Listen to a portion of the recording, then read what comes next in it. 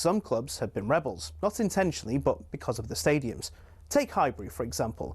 It was 5 metres shorter and a metre narrower, meaning away sides had a challenge to adjust. White Hart Lane was exactly the same. And actually, when Spurs temporarily moved to Wembley, they asked the FA to shorten the pitch.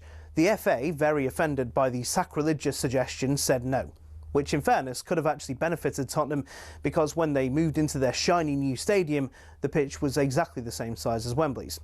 Today, Forest pitch at the City Ground is a big one. It's 2 metres wider than any other pitch in the Premier League. But the smallest of all, Craven Cottage, just 100 metres long and 65 wide. No excuse for not tracking your man.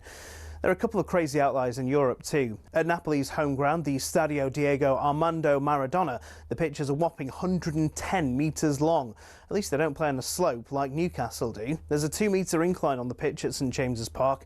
And don't get me started on the old pitch at Yeovil too. It used to be a slant of 2 metres corner to corner and across the halfway line. So UEFA have their standards, so do the FA, but they do give pitches in England some wiggle room. Pitches can be anywhere between 90 and 120 metres long and between 45 and 90 metres wide. I mean, the rules state you can't have a square pitch, but in theory you could have one that's 91 metres long and 90 wide. Imagine rocking up to play a Sunday League game and the pitch is basically a square. So there are rules and regulations on sizes, with a UEFA standard that roughly everyone follows, but as we all know, size doesn't matter, does it?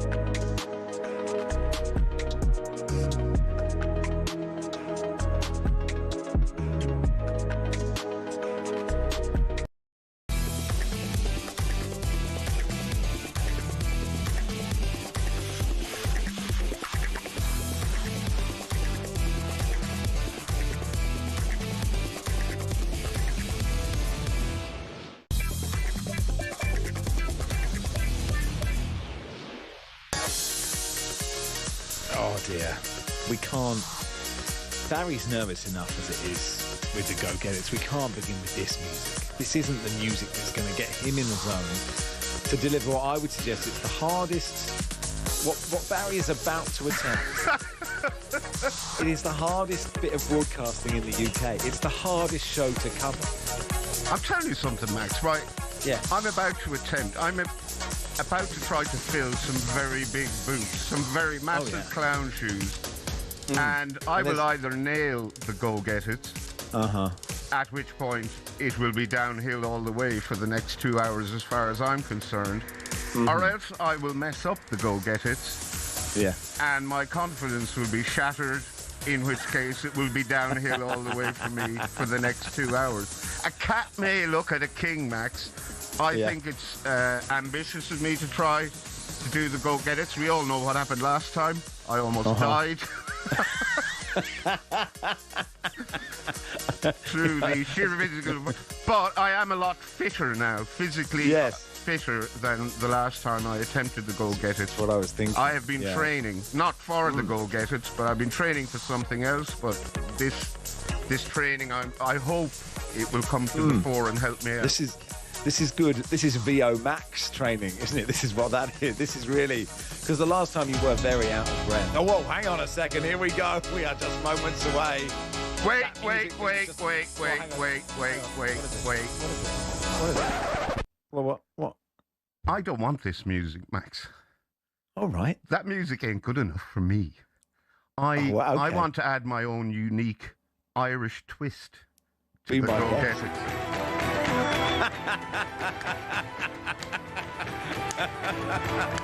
Okay. I'll bring you in, Barry. Here we go then. A very special River Dancing Go Get It's on talkSPORT. Play the music loud, please.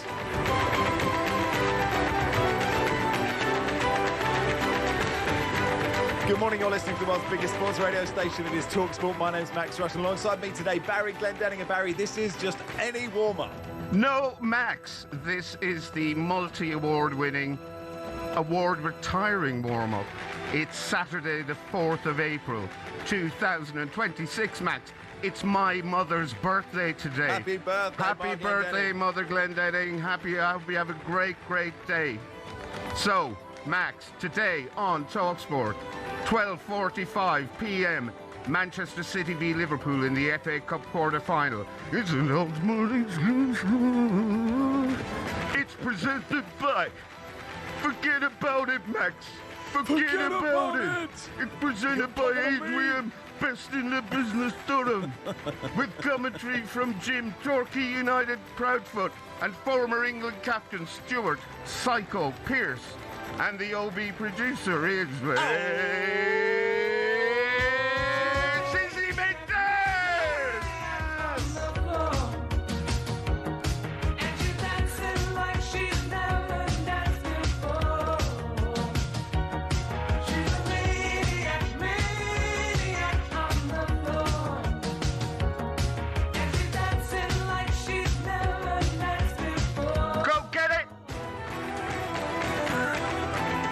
At 17:15 p.m, Max, we have Chelsea v Port Vale in the FA Cup quarter-final on talkSPORT, presented by Natalie Queen B. Sawyer. Commentary from Joe Shannon and former Chelsea defender Scott Minty Minto. OB producer is... Matt Cummins! He wears a dustman's hat, he wears gold-blimey trousers, and he lives in the council flat. He looks a proper nana in his great big hobnail boots. He's got such a job to pull them up, but he calls them Daisy Roots. Go get it! At 8 p.m. tonight, Max, it's Southampton v Arsenal in the FA Cup quarter-final on talkSPORT, presented by Ollie Kitchen Sink Clink. Commentary from Alex Crook and former Southampton and Arsenal winger Perry the Lab Rat Groves. OB producer is... Ollie Hunter!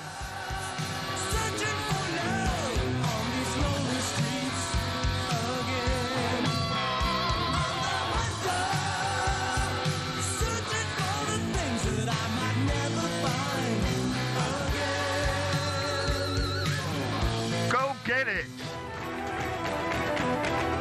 At 10 o'clock tonight, Max, on talkSPORT, we have heavyweight boxing. Derek Chisora v Deontay Wilder. Two old men fighting over a comb at the O2 Arena. Presented by Adam Catterall and Gareth A. Davis. Commentary from John Rawling and Spencer Oliver. OB producer is... Ed Hundley!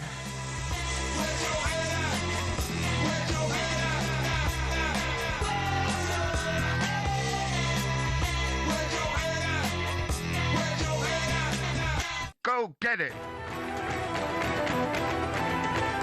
It's big ticket. Radio you can't afford to miss. Oh, well done, Barry. Listen, the reaction is coming in thick and fast, as you can imagine. Do I want to hear the reaction? Well, it's mixed. It's mixed. I bet it is. Barry, a total tour de force. Heart and soul. Well done. Priceless, says Glenn. Ryan says, that sounded like someone commanded AI to do the Go Get It's in a Barry Glendenning voice. Go get it, Barry. Jill says, morning. Is that Barry? Nathan says, Barry, Sounded like he was straining on the toilet halfway through the Go Get It. Love the Irish edition. Paul, not such a fan. I never thought I'd say this, but bring back Charlie. Wooden and forced Go Get It by Barry just shows how much of a broadcast genius Baker is. What the heck is going on, says this anonymous sex. They said the drugs would have worn off by now. Stephen says, I love the effort. Go Get It. Best start ever, says Jill. Go Barry. A happy birthday, Mother Glendenning. It's my mum's birthday as well. Coincidence? Great show, says Charles, who went to school with Max. Oh, hello, Charles. What's Barry done to the Go Get It? Slaughtered them. But we love you, Barry Glendenning, all the same, says Adam. This is the best Go Get It's ever. Go Get It, Barry. Riverdance, sensational. All that training paid off. Mark, the Wolves fan, says sometimes your best performances are when you don't play. Charlie's feet up. Feet up in the caravan. Dan says, as an Irish member of the warm-up loyals, this has built me up for the day in every possible emotional way. Anger, joy, it was beautiful, says Dan, the Newcastle fan. Barry, that was exceptional. He didn't deliver the go-get-its, they delivered him. Merely a vessel for the GGI. Man, I'm really hot. I have to take off my hoodie here. Yeah. Mo says, truly superb, fantastic and brilliant go-get-its. Big up, Baz. Well done, Barry. You've mastered the go-get-its.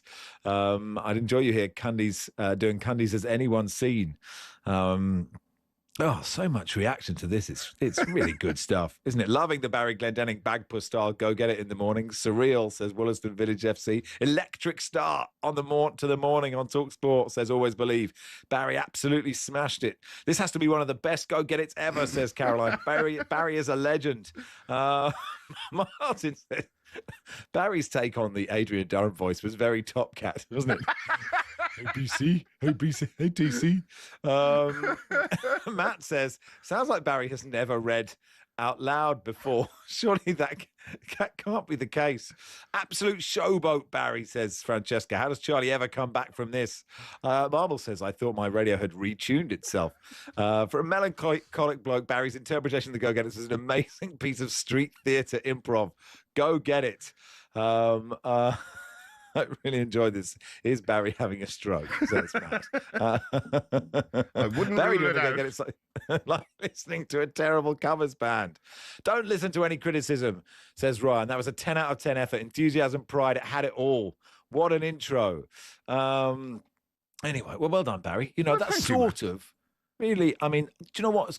You know, management should know that you asked for a go-get-its to be sent to you in the week so you could listen along, you know, and practice. I mean, I have heard the show. I regularly listen to the Saturday morning show just to make sure Charlie isn't significantly better than I am. Of course, yeah. On a Sunday.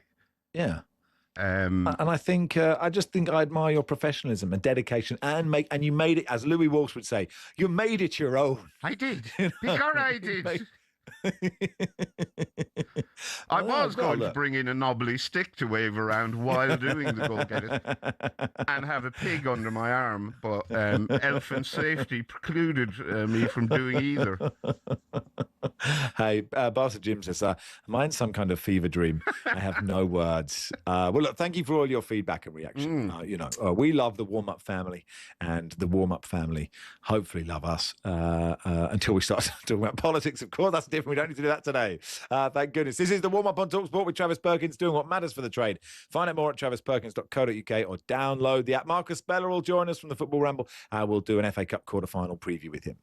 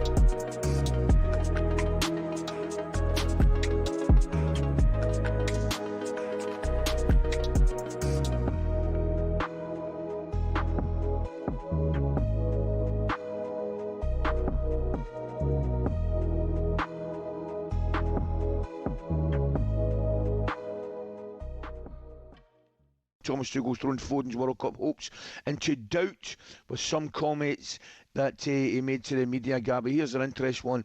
He was excellent in camp, but he struggles to show it on the pitch. He was so good in training, and I thought he will just surprise us. But yeah, he struggles to have the full impact. It was put to Tuchel that he could not take a struggling player to the World Cup. I can, he replied, but the question would be if we will. It's not a guarantee that he will come. Now, to be fair to Phil Foden, I think there's only about 5 or 6, well, maybe 5 or 6, but there'll be more, about a dozen guarantees. Yeah. But there'll be about maybe 6, 7, 8 that aren't guarantees. And I think Phil Foden has now come into that category, Gab. I mean, we've got to be concerned for him, don't you agree? I think the problem for me, Ali, is that his form for Manchester City has been incredibly bad for Phil Foden. You know, he come on in the 90th minute, Ali, in the cup final against Arsenal. Got 0 minutes in both games against Real Madrid. I know, mate. In his last 11 games, Ali, he's only played a total of 183 minutes out of 990 available minutes. 0 goals this year. We're already in April, Ali. Yeah. And even for his country, Ali, he's not performed. He's only got 4 goals in 49 England caps. He should be at his peak now at 25. Never done it in an England shirt. And those comments from Thomas Tuchel, I look at them and I say, Thomas Tuchel likes you. He likes the career you've had. He likes you as a player. He's brought you into the squad even though you didn't deserve to be in it.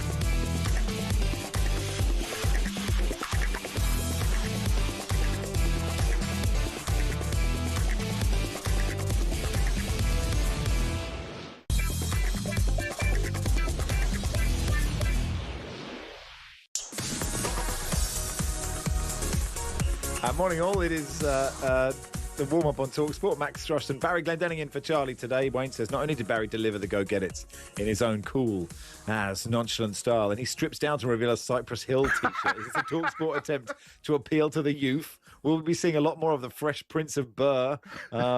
Jamie says, Barry doing the go-get-its. My partner rolled her eyes even more aggressively this morning. Please keep doing what you're doing. It is brilliant. Daniel says, bravo to Barry. I thought it would be a disaster, but he did his own style and he really pulled it off. I was half asleep. It seemed like one of those odd dreams where several dissonant elements merge.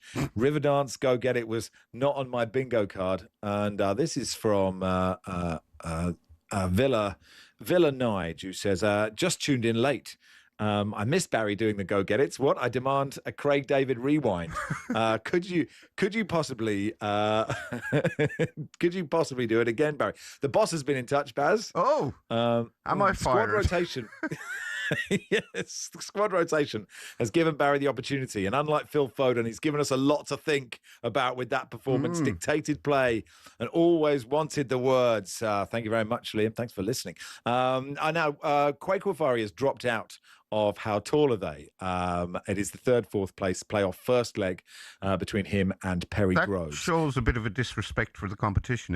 It does show disrespect. He clearly can't be bothered with the third and fourth place playoff. I bet if it was the final, he wouldn't drop out. Well, I mean, you're making these have crossed my mind, and I'd hate to cite a lack of professionalism while we know management are listening. But yeah, that was Kwaku Afari has dropped out. But under the rules of How Tall Are They, we need a caller to come on and play the role of Kwaku Afari, if that is possible. So 03717 223344. You're not playing as yourself. You're playing as Kwaku Afari. It's the first leg of the fourth place playoff. As yet, we don't know how many legs it's going to be. But 03717 223344. If you would like to play the role of if your dream has always to have played Kwaku Afari in the fourth place playoff first leg of How Tall Are They, this is your chance. 03717 223344. Time now to take a look at the latest FA Cup action in partnership with McDonald's. FA Cup update on talkSPORT with McDonald's. Got big McDonald's hunger? Order delivery on the McDonald's app today.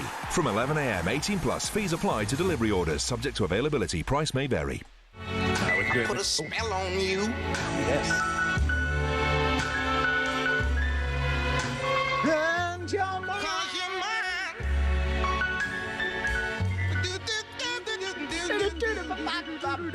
Welcome, Marcus Speller, from the Football Ramble. Hey, how are you?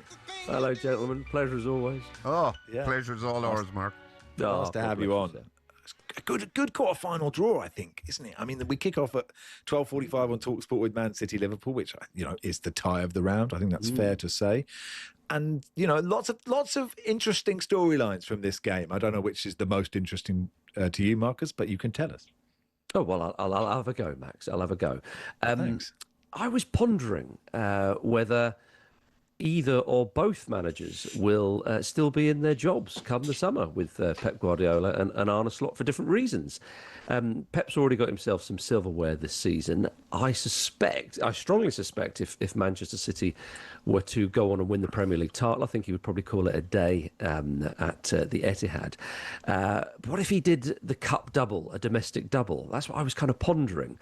Whereas Arne Slot, I think, really is under a bit of pressure at Liverpool. I know they're not a club that gets too trigger happy with managers. However, they need Champions League football. And I think if he was to get into the Champions League and get an FA Cup victory, I think he would probably still be in the job next season. So I think this has got a fascinating one, just looking at the managers personally. But you're right, it is the tie of the round. They've got plenty of history and in recent, I suppose, Premier League and FA Cup battles. You go back to, was it 2022, I think, if my memory serves me correctly. Where I can't remember last week, Marcus, but yes, I know that. I put you on the spot there. They fought for stuff recently, I know that. Yes, much. I think it was 3-2 Liverpool. It was a great game. It's a lovely way to open the quarter-final round, I think, with a mouth-watering tie like this one. So, yeah, a fascinating encounter. It's interesting you say that about Pep, Marcus, because I kind of think the same. He does seem to be displaying certain characteristics of a man who is D-mob happy. And I think he could be off in the summer, regardless of what his team win or don't win from here on in. Yeah, well, I mean, similar to Jurgen Klopp. I mean, obviously Klopp said way before, was it in January, again, if my memory serves me correctly? I'm testing myself unnecessarily here on live radio. He obviously said he was going to leave and did, but won the League Cup, so left with a trophy-winning season. I suspect, again, is the League Cup enough? We know Guardiola loves that competition. He also loves the FA Cup as well, and they have a great record in domestic cups. Certainly, I mean, the domestic treble is still on for Manchester City. Lest we forget, could he get another one? I do believe that if he won the Premier League, I strongly believe that they would do it.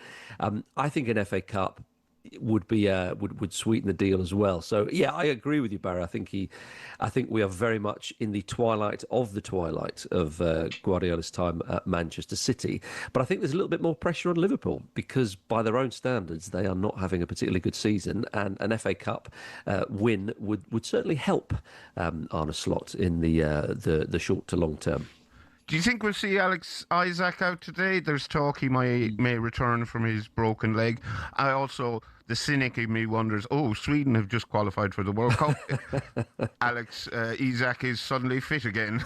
To remind Graham Potter, hey, boss, I'm still here. I mean, obviously a fit. You would presume, or you would have presumed before his injury, fit Alex Isak walk straight into the Sweden team. Maybe not necessarily now, because Gyökeres is playing so well.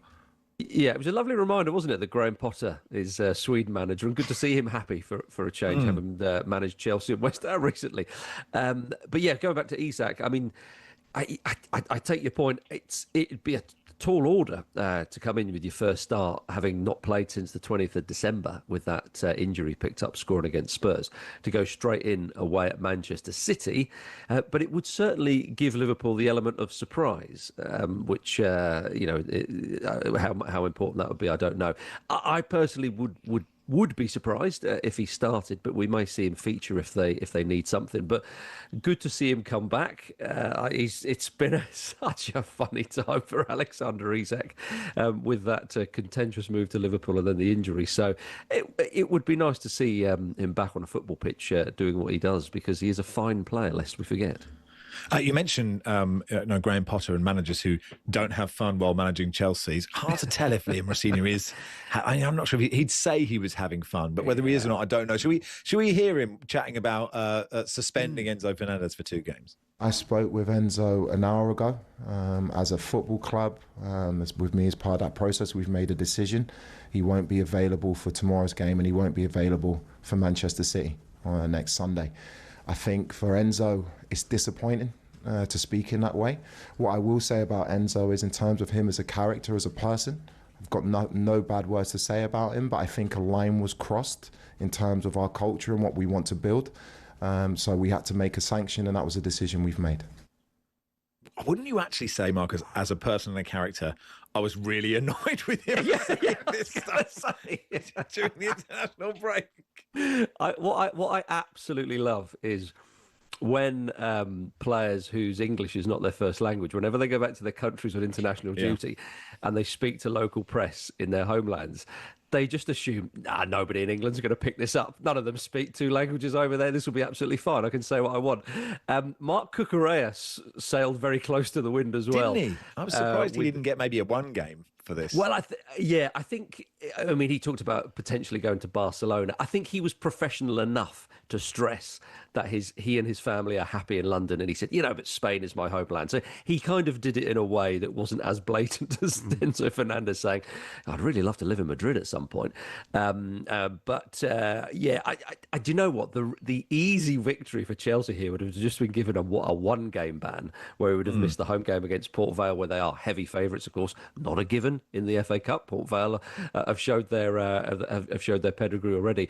But that would have been the easy one. I suppose they had to make it a 2-match ban, even though he misses a big game against Man City. Otherwise, it would have been a little bit silly. But yeah, to answer your previous question or respond to your comment, I don't think Liam Rosenior's having a particularly great time at Chelsea, because I don't think many people are at that club. I mean, I know the fans are getting really, really angry with the board, increasingly from what on earth are they doing, the transfer policy, obviously the recent sanctions, which of course happened for behaviour before they came in, but still that's going to annoy the fans a bit more, to ticket prices, particularly that Champions League game against PSG. It was ridiculous. So Chelsea is not a happy football club at the moment. A home tie against Port Vale, let's be quite frank, is a plum draw in an FA Cup quarter-final. You can't really ask for more than that.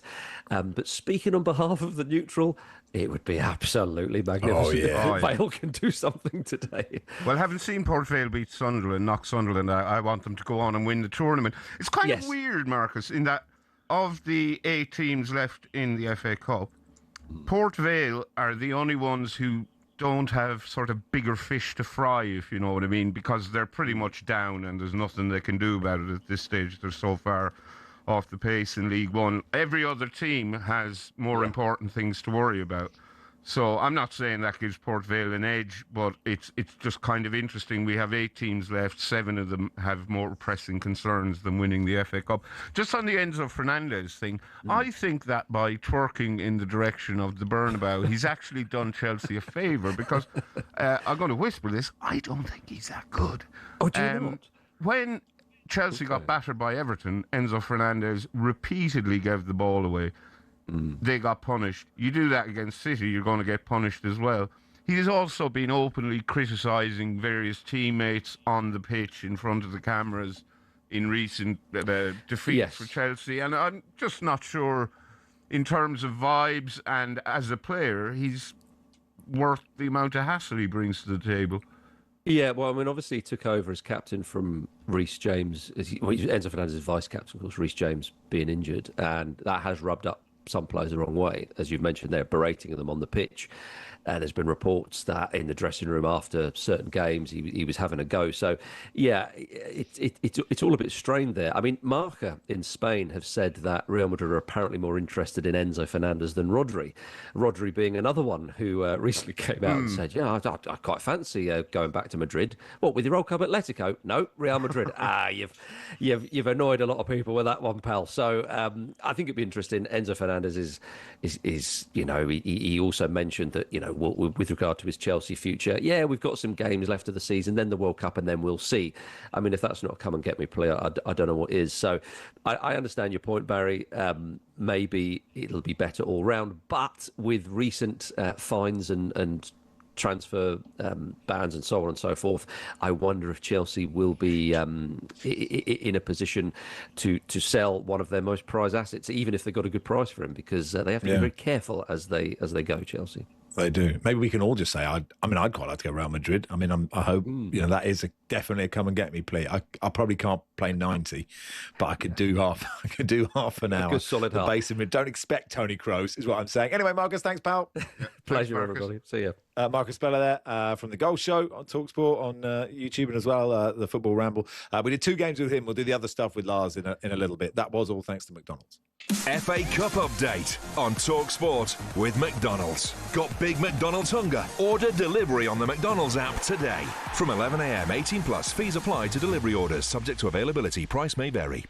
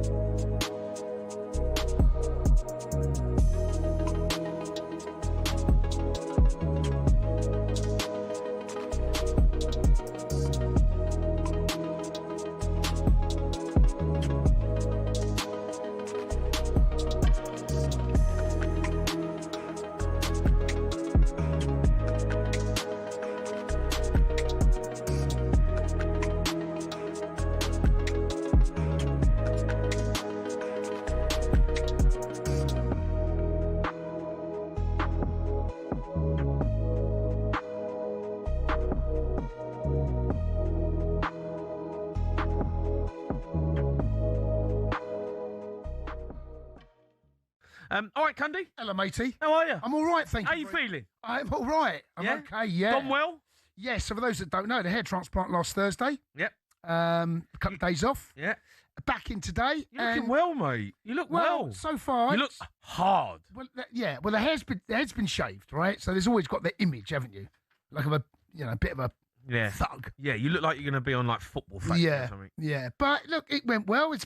It's such a weird process. I mean, you're in the chair for about 8.5 hours. It's all done. I mean, that's hell for you, right? You can't. Oh, mate. Well, they gave me. I fell asleep halfway through it. They gave me sedatives. Yes, I struggle to sit still, mate. But struggle. I struggle to sit. Impossible. Still. Yes, but they're sedatives, mate. They work their magic. But here we go. So the beginning. Mate, I like it. Well, we'll see. It's the new Cundy. The new version. The new version of. No, improved. Don't know about that. It looks all right, mate. I'm happy with it. Yeah, well, look, big shout out to the Wimpole Clinic. Thank you very much for what they did. And we'll see the results, mate, over the next coming 3, 4, 5, 6 months. You've got to have a haircut, mate. What's the haircut look? What's the trim? You don't know. Quiff? Don't know what I'm going to go for, mate. You look all right with the old skin. Yes, I'm not having a hair transplant and then looking like this. No? I'm not. No, you don't have a hair transplant and shave your head. It's all right, though. Well, for the time being, I've got no choice. Yeah. I've got no choice. This is how it's going to be. All right, so there you go. You're making me die. Yeah, it's a bit. I mean, did it hurt? Obviously, during the operation, it's very weird, or during the procedure, very weird, mate. There was one at the back, so I had 3 people working on my head at one time, and I couldn't feel it, but I could feel them. It's a bit like when you had the anaesthetic in a dentist. You know, someone's working on doing something, but you can't really feel it.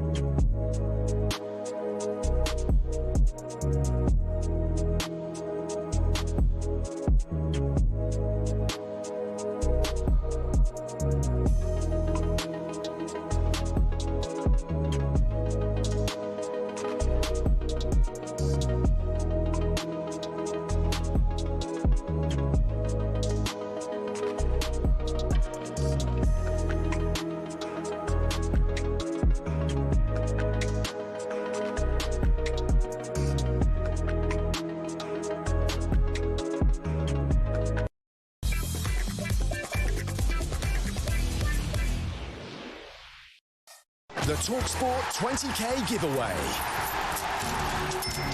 Competition time. talkSPORT giving you the chance to win £20,000. Tax-free, 20 grand could be yours. Don't miss your chance to win this life-changing amount of money. Here's how to enter. You have to text WIN to 83338. Text cost £2.50 plus your standard network rate, or call 0343 418 7260. Lines close on the 9th of April 2026 at 4 p.m. That's when you'll need to answer your phone if it rings. 18 plus, UK residents only. It's a network promotion. Full T's and C's at talksport.com for your chance to win. Text WIN to 83338 now. Good luck, everybody. Scott says, I just finished pushing my little lad in the buggy around Leek Park Run in absolute stitches with Barry. I've never heard the go get it's in 3 sentences. Go get it.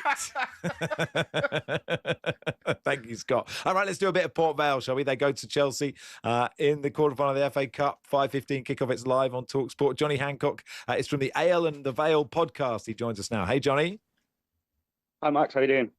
Yeah, really good. Thanks so much for coming on. Barry was just saying, of the 8 teams left in, you're the one that basically doesn't have anything else to worry about because you are, rock bottom of League One and going down. So I suppose other teams may rest players. It's likely you'll play your strongest 11, however strong that is, Johnny. Yeah, it's one to question what our strongest 11 is, seeing as we are bottom of League One. But we want to go for this one. Yeah, and it's a free hit, right? And because you have nothing else to worry about, I guess you are. Are you taking like your full allocation? How many Vale fans will be down there? So we've sold 6,000 tickets, which is the full allocation. So yeah, coaches started leaving Burslem from 6 a.m. this morning via pub stops on the way, and we actually came down last night and stopped over, had a night out pre the game, just so you can get it out the way. You didn't end up all the Port Vale fans in the Trafalgar Square fountain. You had a more sensible night than that. Yeah, a little bit more sensible than that one. Okay, but if we do win, then I think you might find everyone in there. Yeah, good for you. Johnny, I'm a Sunderland fan. I was not even remotely surprised when Port Vale knocked us out in the last round, and I hope you go on and win the tournament now. It's unlikely, but you never know. You have to be in it to win it. How big a win was that from your perspective? It kind of was hopeful that was going to be the kickstart of actually something good in the league. However, it didn't happen. So we've just taken it as it's the cup. Let's go for it. And let's see what happened. And then we drew Chelsea, and it's been exciting ever since. Yeah, I'm a big Cambridge fan. I listen to the Cambridge Club podcast, Under the Abbey Stand. They're brilliant. But when it's a season when you are getting relegated, like we were last year from League One, God, it's hard to turn out. For those guys, they go, here we go again. We've lost again. How difficult from a club podcast point of view has this season been?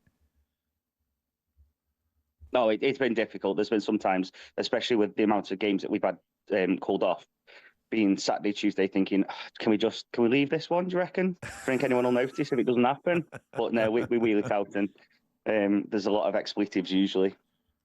Yeah. And why League One has a lot of big clubs in it. It's not easy to stay up in League One if you're not a massive club.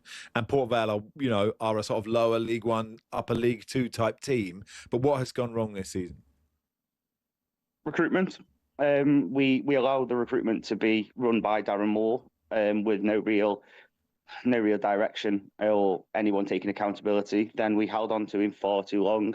The majority of the fan base wanted him sacked after Plymouth, and we waited until we were beat 5-0 by Huddersfield. And then you're into January, and who's going to want to sign for a club bottom of the league, 10 points adrift? We've had to really be creative, and unfortunately, the signings haven't paid off. And you're bottom of the league, but you got this brilliant cup run.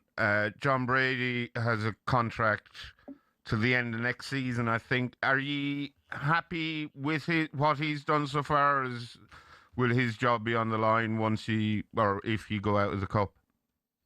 No, I think his job's pretty safe. I think the majority of the fans are happy with him.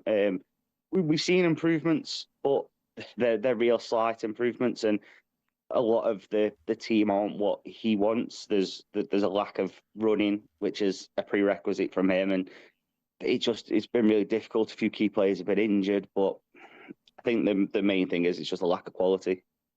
Yeah, you mentioned a lack of quality, and you don't know what your best 11 is. Like, who could be the hero for you, or do you have literally no good players? Ben Waine has been the hero so far, I think. Well, yeah, true.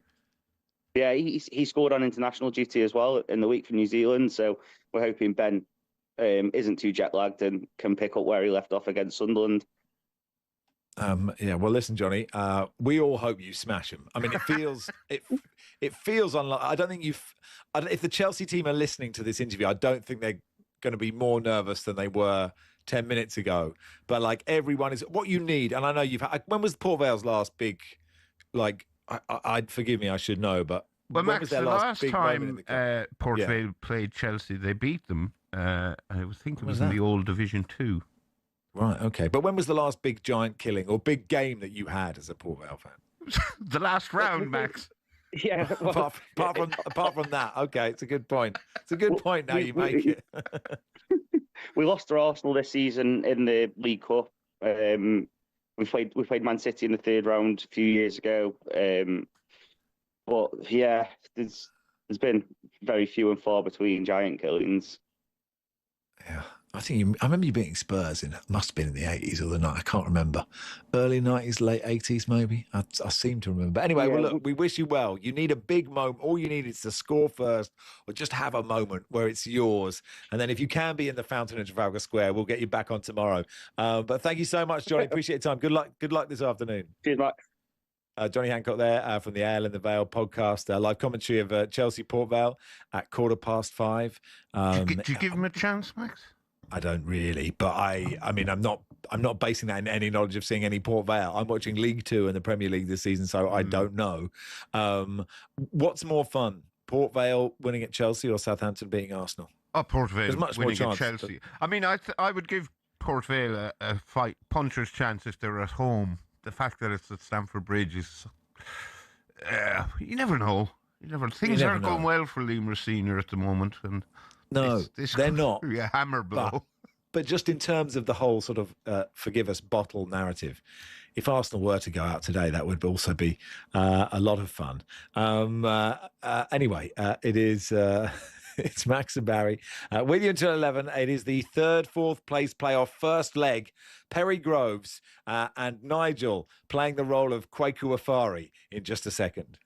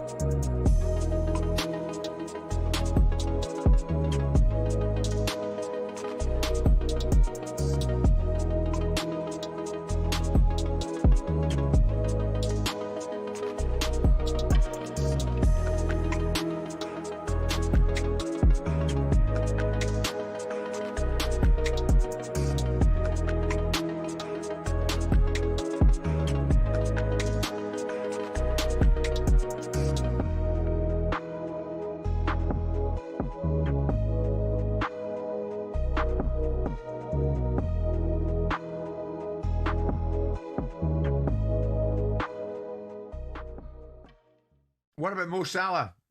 With Saudi in mind, is he now the most eligible free agent around? It's a strange one because Saudi sources sense that MLS are going to make a big push, and MLS sources think he's nailed on to go to Saudi Arabia. And as a free agent, of course, there might be European interest. I'm told that reports linking him with a move to PSG are wider the mark. They're past that Galacticos era within MLS. A fair few teams have ruled themselves out, such as San Diego, for example, and New York City FC. But there will be franchises in MLS exploring that deal. Some think that Chicago might enter the fray, and others believe that one of the two clubs in Los Angeles will be interested within Saudi Arabia. We know the clubs themselves would love to be able to sign Salah, particularly Al Qadsiya, where Brendan Rodgers is manager, Al Ittihad and Al Hilal. Neom FC could enter the picture as well. But the strange thing I'm hearing in Saudi, Jim, is that the clubs would love him. They've got to be able to finance it. They're reliant on central funding, and central deal makers are still actually debating, is there value in signing Salah at his age and at his wage? Last summer, they would have done it because they were negotiating the TV rights and they thought that they could sign Salah and get a really lucrative deal in Egypt. Now the central deal makers in Saudi are less sure whether he's still going to be the poster boy and have a return on investment. So the clubs are all in on Salah in Saudi, but some senior central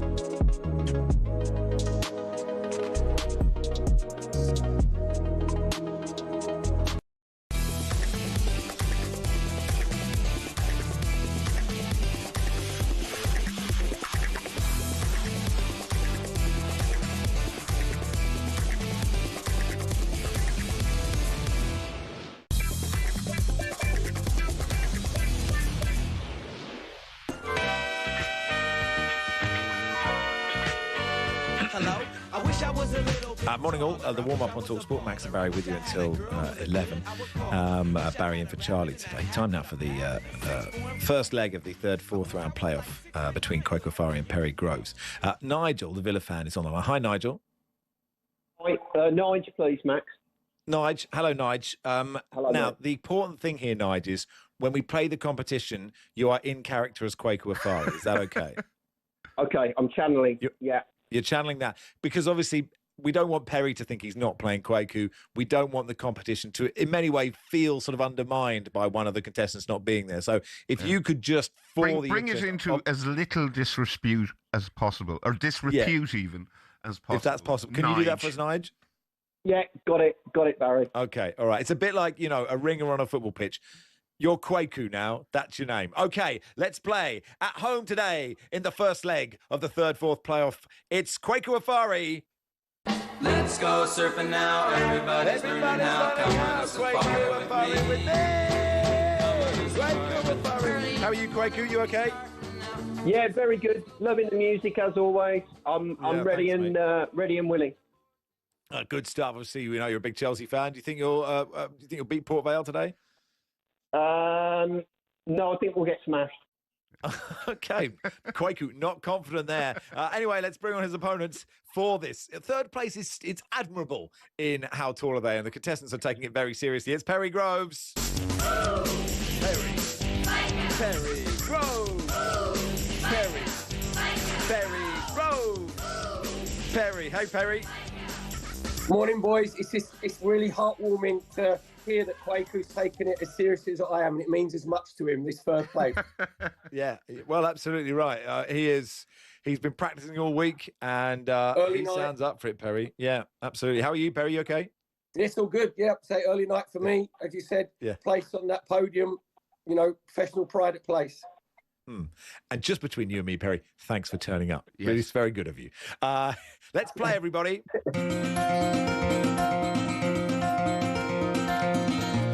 Okay, then the heights are facial hair and hair heights because Pep didn't shave in the international break. We're clutching at straws here. It was like he sort of grown a beard, but he had a beard anyway. But anyway, that's what we're going for. Kwaku, are you ready? Absolutely. Good stuff. Okay, Kwaku Afari, how tall is Sean Goatee? Sean Goatee. How tall is Sean Goater, Kwaku? 6'2". 6'2", Perry Groves. I will go 6'1". Oh, 6 foot, still 0-0. Over to you, Barry. I have stood beside Sean Golter. I'm not having that he's 6 foot, but anyway. Okay, well you can go to our. Oh, there you go. Stuart's inquiry already. Barry, we don't tend to complain about the heights. They're often wrong. We leave that to the contestants. You're asking Perry first, Barry. Okay, Perry. How tall is Coventry City legend Mustafa Hadji? Mustafa Hadji, Moroccan international. Best known in these parts for playing for Coventry, with alongside Yusuf Chippo. I'm going 5'11". Quaco, how tall do you think Mustafa Hadji is? Culverhouse Classic. I had 5'11" as well, so I'm going to go 6 foot. He is 5'11". Perry Groves. Yeah, so there we go. I mean, Quaker, you're almost too young to remember Mustafa Hadji playing, but, it's good to get his height wrong, but it doesn't matter. So Perry 1-0 up in the away leg. At this stage, we don't know how many legs the third, fourth playoff is, by the way, Perry, by the way. But we'll work that out as we get closer to the World Cup. Does that depend on contestants turning up? Well, no. Beside the legs? Clearly, Perry, no, it is not dependent on that. Okay, you're 1-0 down, Kwaku. How tall is Michael Mutton Chopra? Michael Mutton Chopra. How tall is Michael Chopra, please? 5'9". 5'9". Okay, Perry Groves. Well, I think with these long aluminium studs on, I'm going 5'10". He's 5'9". It's one for Quaku. Let's go surfing now. Everybody's learning how. Come on, so far with me. Well done. One apiece. Here we go. Okay, over to you, Barry. Right, it's nicely poised. Perry, we want to know how tall is Herman Herdryerson? That's good stuff. How tall is Herman Herdryerson? I think Watford, Ipswich Town legend, is he? Or apologies, Herman. Iceland. Iceland, yeah. Herman Herdryerson, how tall is he, Perry? Well, I hope I'm not relegated from the how tall they game as much as what Herdryerson was in his career. I think he owns a record, didn't he? Was it 4? Something like that? 5? Something like that. I'm going to go 6'3". Quaku, how tall is Herman Herdryerson? 6 foot. He's 6'3". Perry Groves. Ben says Barry taking Max to the Court of Arbitration for Sport over how tall are they? Scenes, he says. Shawnee sending haunted Quaku microwave vibes in the lack of his presence. He's here, Shawnee, for goodness sake. Okay, 2-1 to Perry Groves. What a leg this been. Okay, finally, final one to you for this first leg, first of many. Quaku Afari, how tall is Dan Sideburns? How tall is Dan Sideburns, please? 6'5". 6'5". Perry Groves? I think he is 6'7". He's 6'7". Perry Groves. Perry. Well done, Perry. 3-1. What a win. To be fair, Quaker, he pushed me all the way there. You can tell that how well prepared he was, for this leg. And he knows he's still be in the fight in the second leg. Yeah, have you got any plans before the second leg, Quaku? I mean, do you think you'll turn up? I think so. I'm doing the same race as Barry next Sunday, so I wish him well, and I'll see him on the course. Last long run today, so. Oh, good stuff. Well, good luck, Quaku. You should have told us before. We'd have fundraised for you as well. But Quaku, far be it from me to nitpick your training schedule, or indeed anyone else's, but have you not left it a little late for your last long run? No. And Barry, how long is your last long run? 10-week training plan. 8 weeks today, 3, and a walk 2 next week. It's all planned out. Okay, well, the very best of luck to you. Please give me a wave as you run past me and disappear over the horizon next week. Yeah, thank you, Quaku. Thanks for your time, pal. Cheers, thanks. Well done, Perry. See you for the second leg next week, hopefully. You know what? Do you know what? You know when the game's gone, when Baz is actually questioning other people's training patterns. That's when you know the game's gone. See you later, boys. Cheers, Barry. See you later. There we go. Matt says, get Baz to sing along with the music. It's just you, or you sound a bit mad doing it alone. It's okay. It's okay, Matt. I'm in my shed. When I'm in my shed singing Bridge Over Troubled Water, it's when I really feel like I've arrived. Daniel says, there's clutching at straws. Then there's these people might have not shaved for a bit longer than normal. Keep up the excellently weird work. Liam says, surely a third place playoff is a good chance to pilot. How small are they? Hairman had Dryerson. People like that. People like that one. I thought, were you expecting more from Kwaku and Perry there for your Hairman Hair Dryerson? I think in what passed for our pre-show production meeting, Max, I described it as a Hall of Famer Hairman Hair Dryerson. Yeah, okay. Can you beat it? Go on, then 81089. What have you got? If you're not appreciating Hairman Hair Dryerson, follicle footballers? Is that what we're looking for? We'll do that for a bit. Lars Sivertson will join us in just a second.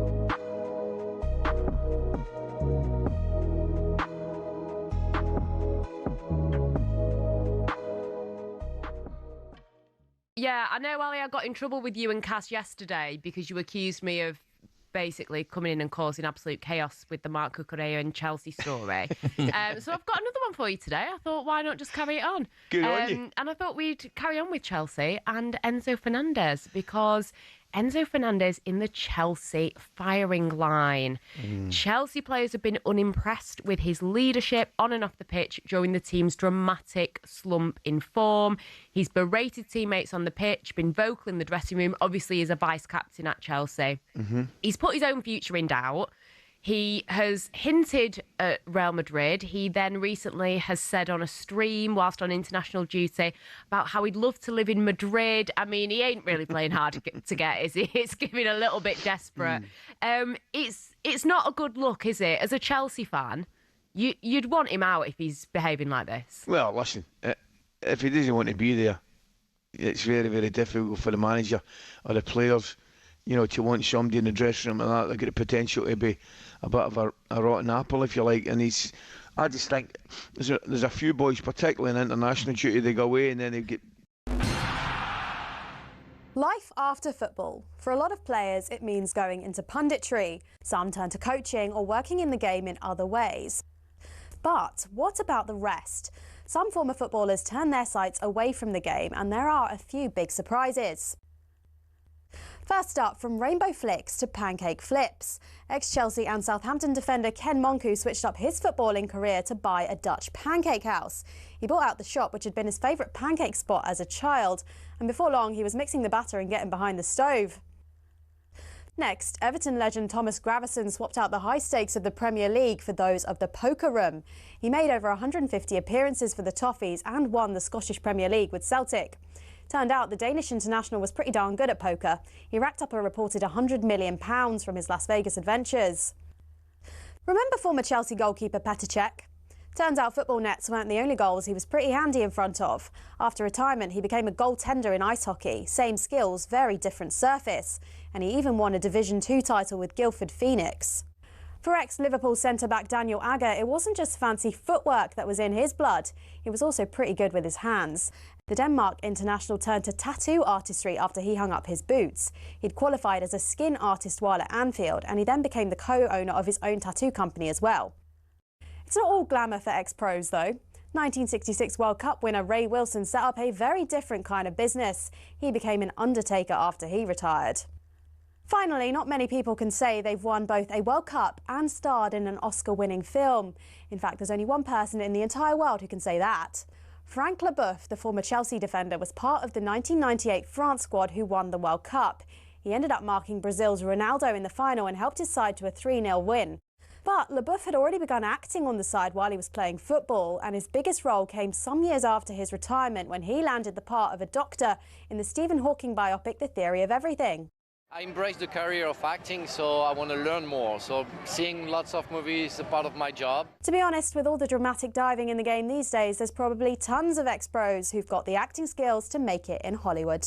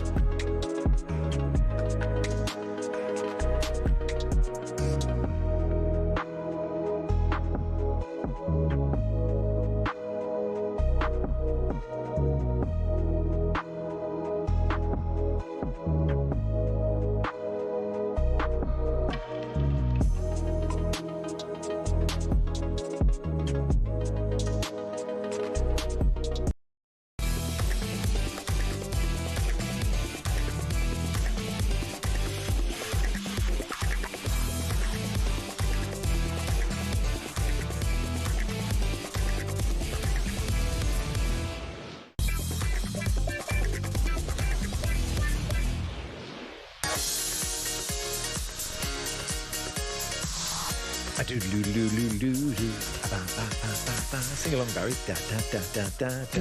Do do do do do. Ding ding ding ding ding ding. Do do do do. Really nice. Max Rushden and Barry Glendenning with you on the warm up until 11. Brought to you with Travis Perkins. Do what matters for the trade.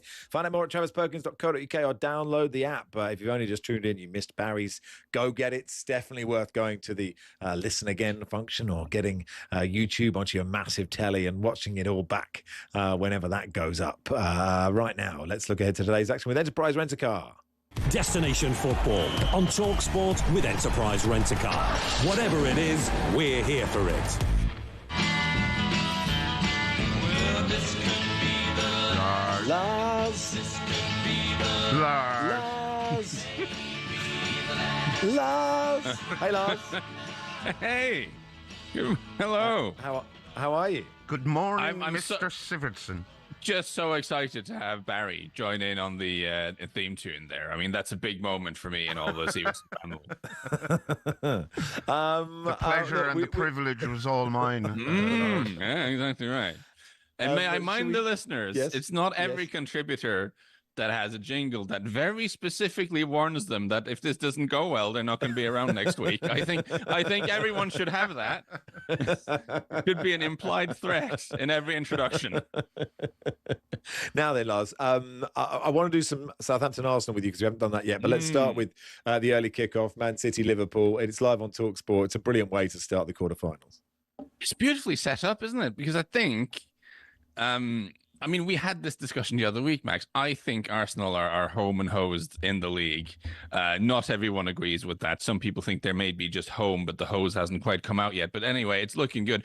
Point being, this seems quite important for both teams. I think very few of these elite teams set out at the start of the season and think what we really want to do this season is win the FA Cup. I mean, the Premier League is a bigger priority.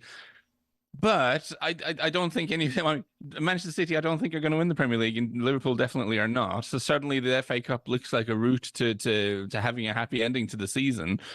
I do think for Arne Slot, everything you hear out of Liverpool, all the sort of little briefings and all the articles by all the people who know what's going on suggest that they have a lot of faith in him and all this sort of stuff.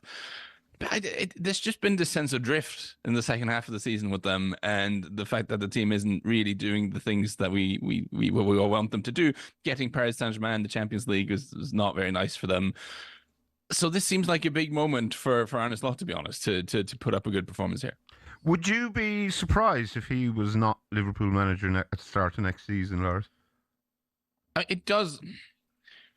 I always thought when things went really wrong in the autumn for them and they were having these, this long run without winning too many games, that, okay, you've made a lot of changes to the squad in the summer. We tend to think more signings equals more good, but actually a lot of signings does mean you're kind of reshaping the team and you need to give it a bit of time to settle. If you can get through this sort of rebuilding year, keep your place in the Champions League, then that's kind of fine. But now the fact that we're going into the season, these new players have been there for quite a while, and it doesn't seem to be congealing into something that really works at quite the rate that you would like. And then you're 3 points ahead of Brentford, you're 3 points ahead of Everton in the league, and that's not really where you want to be. So I do think, regardless of what they are saying, I think if we have a weak end to the season, they might be forced into considering something. I'm sure if you'd asked. I'm sure the people at the top of Liverpool don't want to change, but I think you're in a situation where it might get bad enough that you might have to do something. Yeah, I mean, I think there is grace because he won the title, and of course, what happened with Diogo Jota, which would affect any club for any season.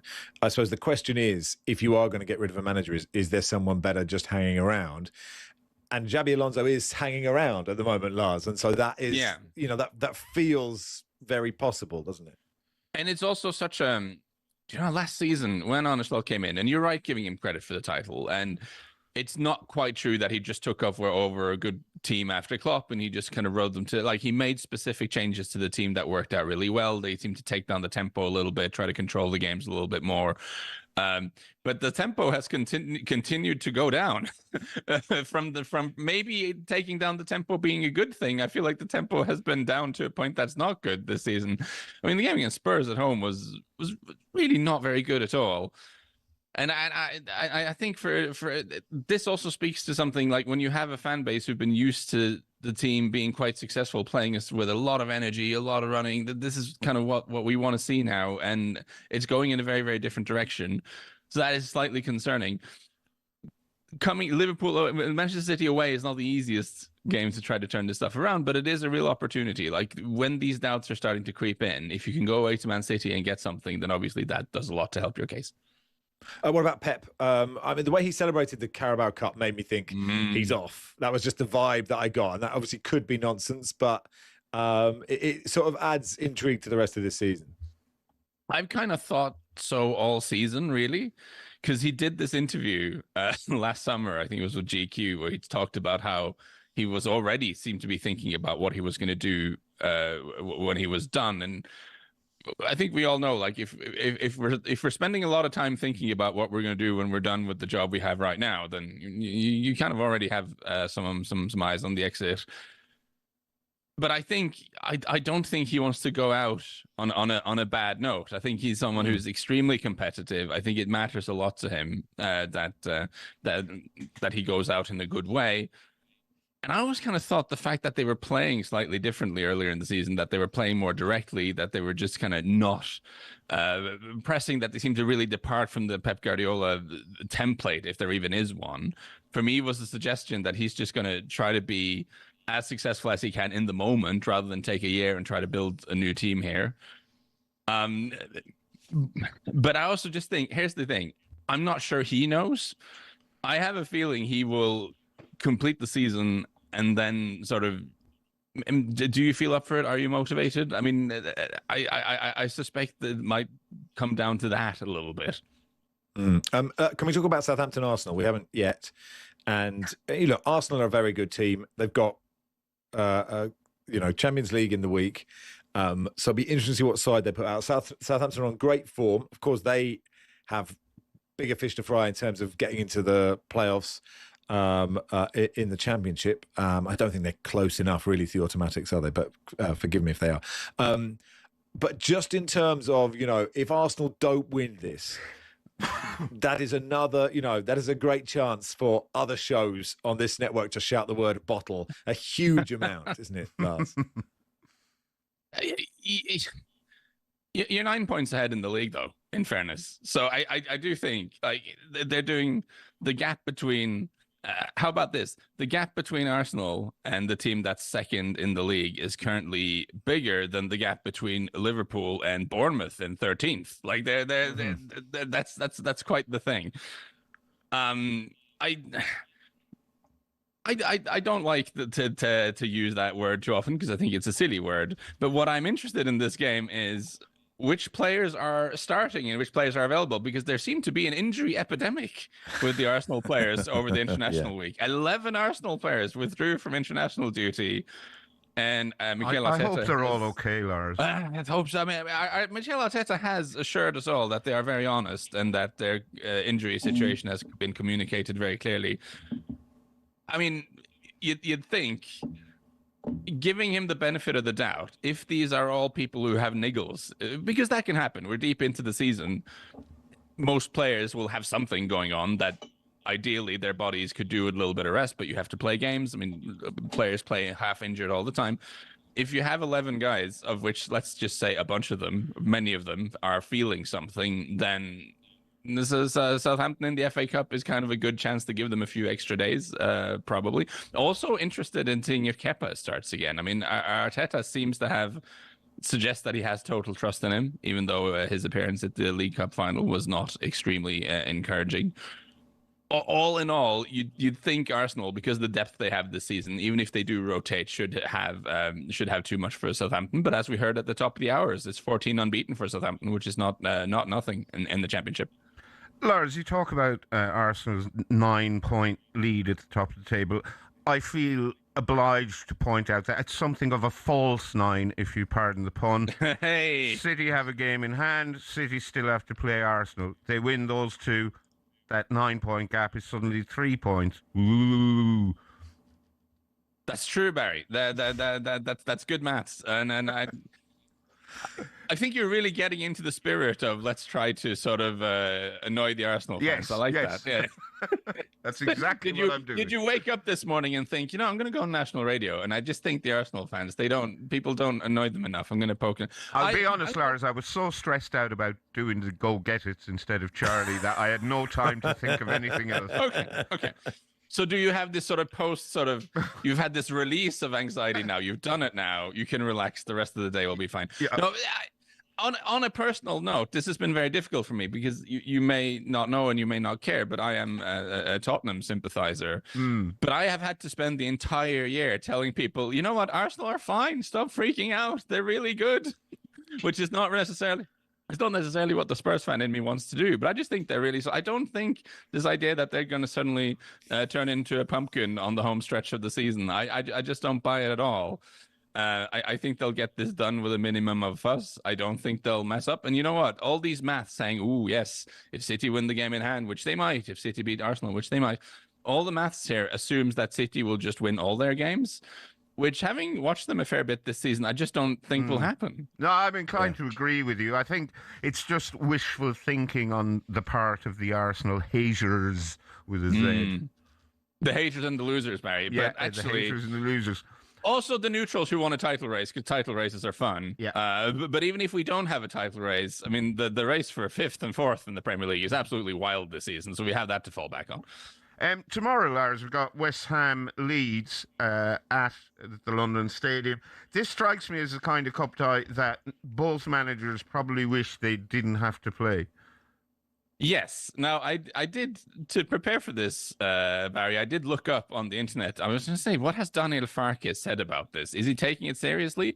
And I just kind of Googled Daniel Farke's name, and the first sort of news story that came out was Daniel Farke says, we are taking this seriously. So, I mean, that was the information came to me very quickly, very, very efficiently.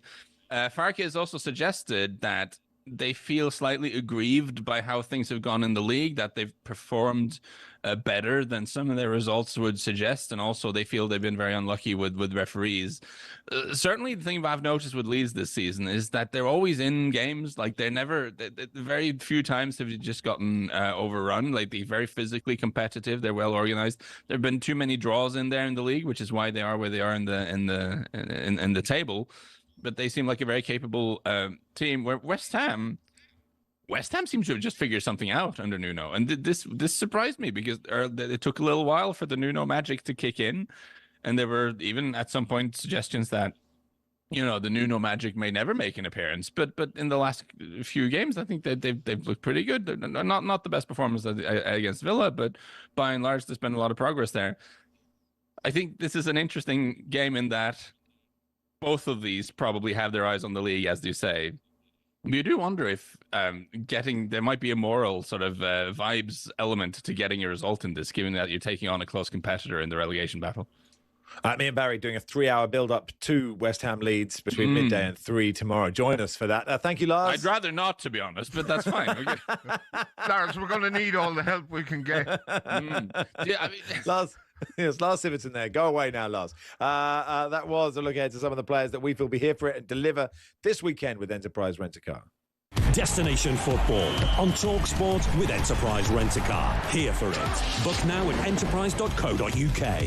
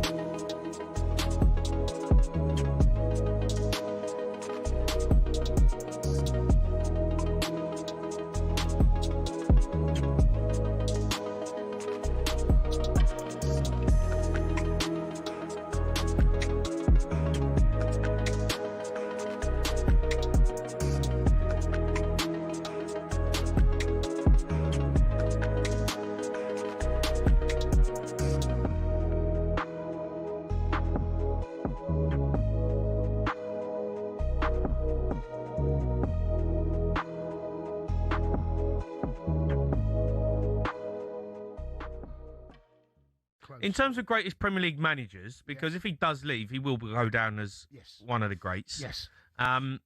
What's your top three? Sir Alex, Pep, and Jose for me. What? They're Jose Mourinho? Yeah. What do you mean, Jose Mourinho? Not Arsene Wenger? Arsene Wenger was in the conversation. Oh, you're putting Jose in there? Yeah, of course I'm putting Jose in there. 5.5 years, three Premier Leagues. Arsene Wenger had Premier League all-time manager.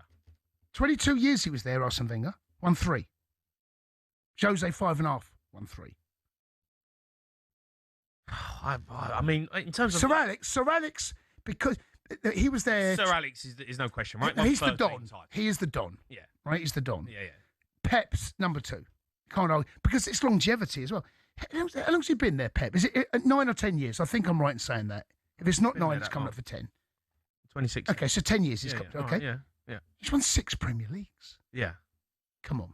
That's... Yeah, I know, but Arsene Wenger changed football. Oh, he did? Arsene Wenger, when he come to the Premier League, he revolutionised the game. He completely changed the way we play now, the way the Premier League is, what it's become. Really and truthfully, was down to Arsene Wenger. Without question, because Arsene Wenger changed the attitude. So I remember Arsene Wenger used to come in, used to get the players coming in on a Sunday for a warm down, right? And I was at Ipswich at the time. All of a sudden, I was at George Bailey. He's got us coming in for a warm down on a Sunday. What's all this about? Arsene Wenger started it. Yeah. So I drive from London up to Ipswich for a warm down. Yeah, but he did. He revolutionised the game. He changed the way that athletes... Yeah, but fans don't care about that.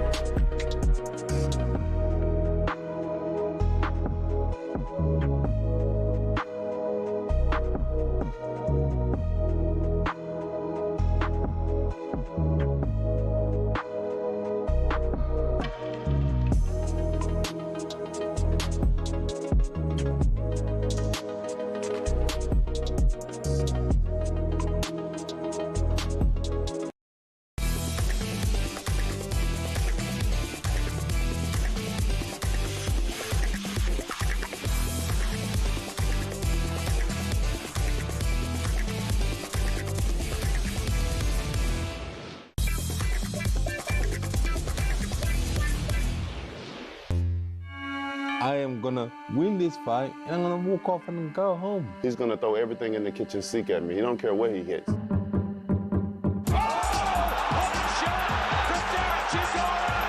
Chisora, how did he find the punch? Derek Chisora proves he still has the power. Thou shalt not pass. That is why Deontay Wilder is so exciting. I don't think this fight will go past 8 rounds or 6 rounds. He's not afraid. It's going to be an all-out war. An icon will fall there tonight. Derek Chisora collides with the bronze bomber Deontay Wilder. Let's look ahead to the big fight now with DAZN. Big fight build-up on talkSPORT with DAZN. Watch Derek Chisora versus Deontay Wilder this Saturday, only on DAZN. Buy now at DAZN.com. Let's do it in the company of heavyweight boxer Dave Allen. Hey, Dave. Good morning. How are you? Yeah, good. Thanks so much for coming on. Are you looking forward to this fight? Not massively, really. To be honest, I weren't sure what we were talking about today. No, but no, good. No, I'm pleased you're honest. It's good to be honest. Is this because they're just two old men who shouldn't be fighting anymore? I'm no expert, Dave. Yeah, you know what? I had a late night last night. Didn't get home till probably 4. Nothing's exciting me right now. I've got to take my son football in 10 minutes. He's only 2. I think he might be too young at the minute. He can't even kick it. So yeah, life at the minute. I'm a little bit not looking forward to much. But in terms of the fight itself, I'm a big fan of both over the years. But yeah, I'm not too sure. Hopefully it's a good fight. You never know on paper. Sometimes fights look great and end up being duds and vice versa. So hopefully it's a good fight. Dave, what were you doing till 4 a.m? It's a good question. Yeah. Well, my friend Pat Brown boxed last night. He headlined the Oldham Ice Arena. So I watched the fight. We was in the venue till midnight. I went back to the hotel. I had a Coke Zero and I got an Uber home. So nothing even. I can't even. So you're not even hungover. It's just fatigue and yeah. I mean, you can ask me again, and I can lie if you want and tell you I was doing amazing things. But it's a family show, Dave. Yeah. No, Dave, how's it? Because we took our 2-year-old to football, and then we sort of stopped because he was just sitting on the ball, and then he wasn't up for it. I think because I have to watch a lot of football, I think he doesn't love the game because it's getting in the way of us playing on train sets. So presumably in the same way that your 2-year-old probably doesn't love boxing, but that's probably a good thing. My son is lazy, to be honest. Right. Yeah, like we'll go now, yeah, and as we leave, he'll go, don't like football. And I'll say to his mum, like, what are we doing? He's 2, like, let him enjoy himself. Do you know what? He wants to play, like, I don't know, he plays all sorts, but, like, goes to football, he picks the ball up, which I find highly irritating because there's no what a goalkeeper is yet, so he's not a natural born goalkeeper. He just don't kick it. So, yeah, very irritating. Have any Premier League clubs shown an interest in signing him yet, Dave? Or he's got the genetics of his father, you know what I mean? He ain't going to be no Premier League footballer, that's for sure. Now, I hate to bring it back to boxing, but I might. Chisora's 40 pounds heavier than Wilder, right? Which I think is about 18 kilos. Who's that good for, Dave? Probably neither of them. Chisora's probably too heavy. But Wilder's not the biggest heavyweight in the world, and what Wilder had was power. People say power's the last thing to leave, but Wilder's power was generated from speed and from a real want to knock someone unconscious. And I think he's lost both of them things. And with both of them things going, he's lost his power, and that's pretty much all he had apart from toughness.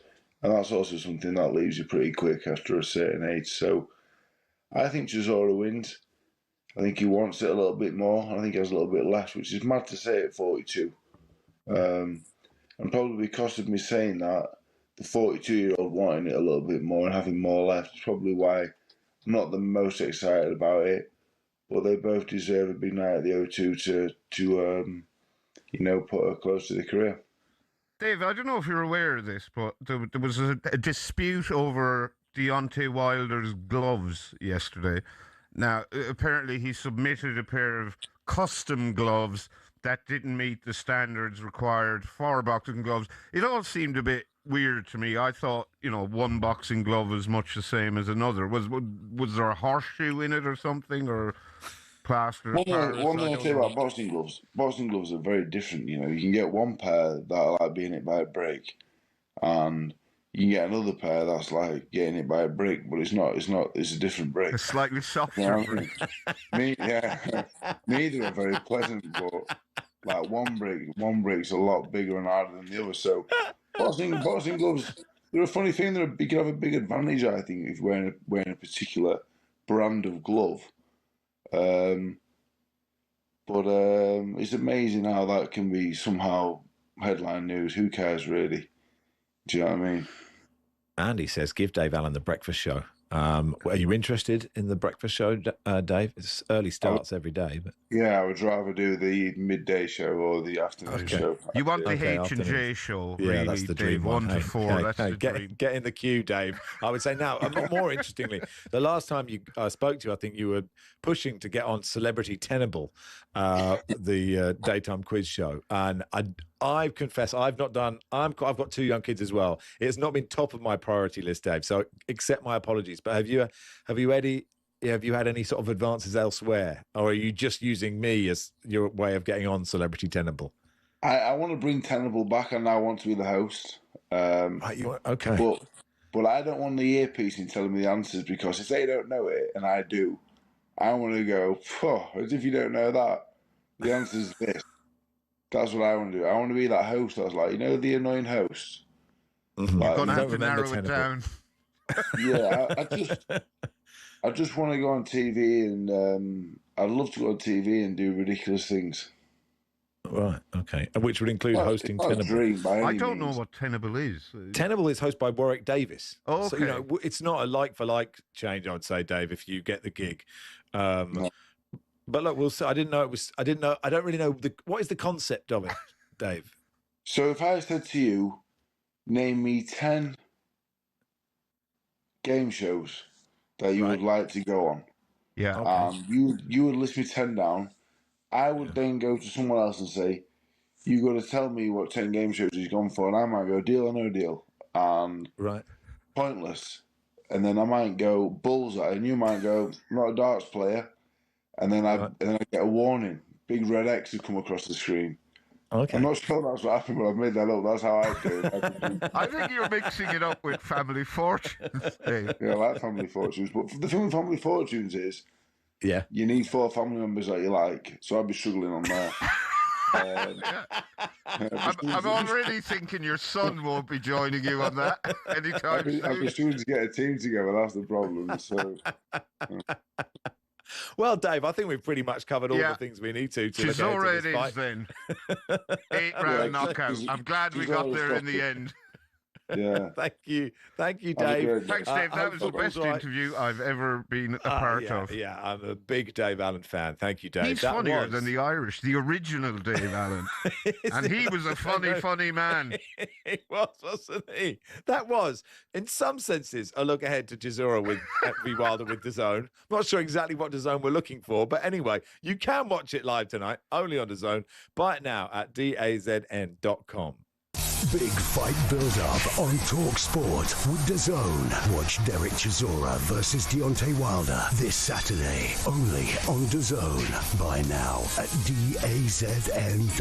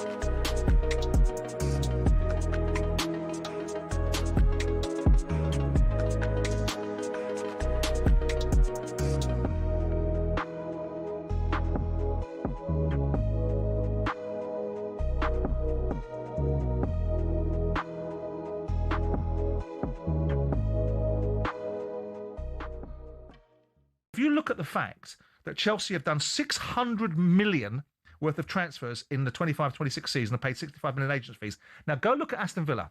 Aston Villa have done 70 million worth of transfers, 57 million worth of sales, and paid 38 million pounds in agents fees.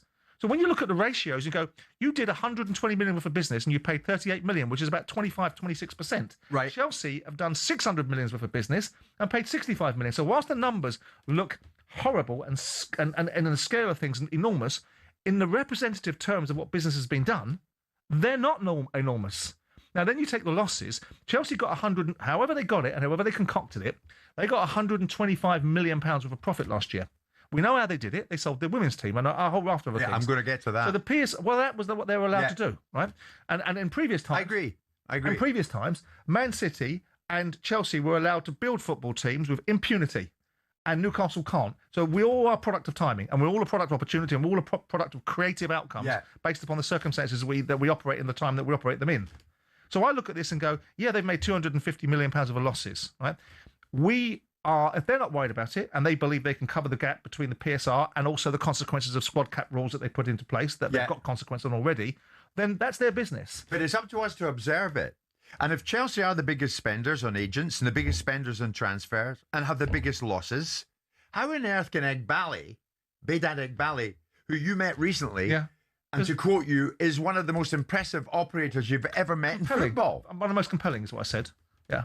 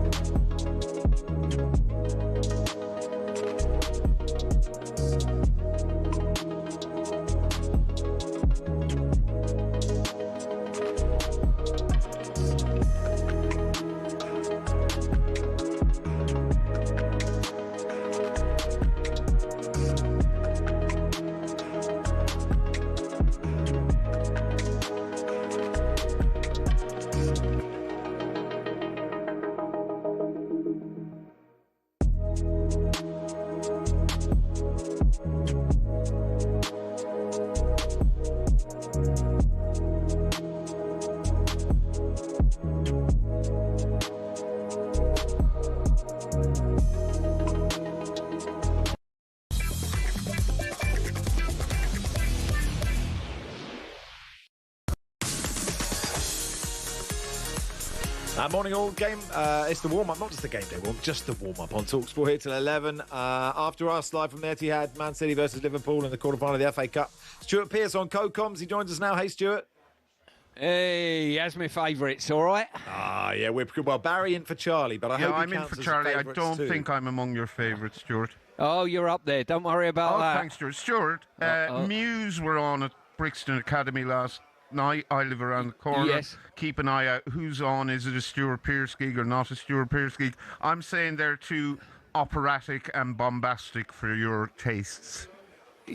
I'll run with that as well. I would go to see that. I've never seen them. I would go to see them out of interest. They're very loud, yes, Stuart. They're very loud. I don't mind loud. I quite enjoy loud. I'm okay with that. Yeah, I'd have thought you would be okay with it. I mean, it's good that Barry's gone straight to the music. I mean, we should probably touch on the game because we've just done a boxing interview and we certainly didn't talk about boxing there, Stuart. So we really need to drag this back. So I gather when I heard you had Dave Allen on, I thought you had Dave Allen the comedian on. No, I was didn't funnier realise. than Dave Allen the comedian. Was he? Yes.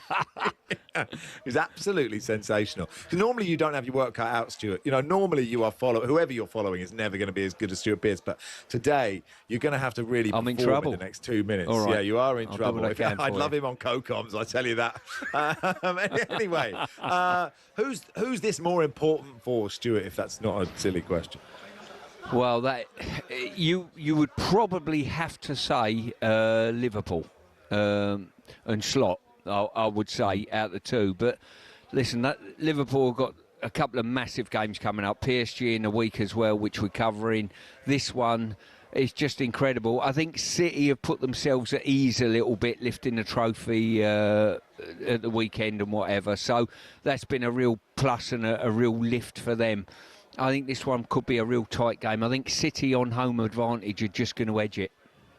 Yeah, I think you're right. And Pia, we have been speculating with various guests through the show how many of Slot and Pep will be managing in the Premier League next season.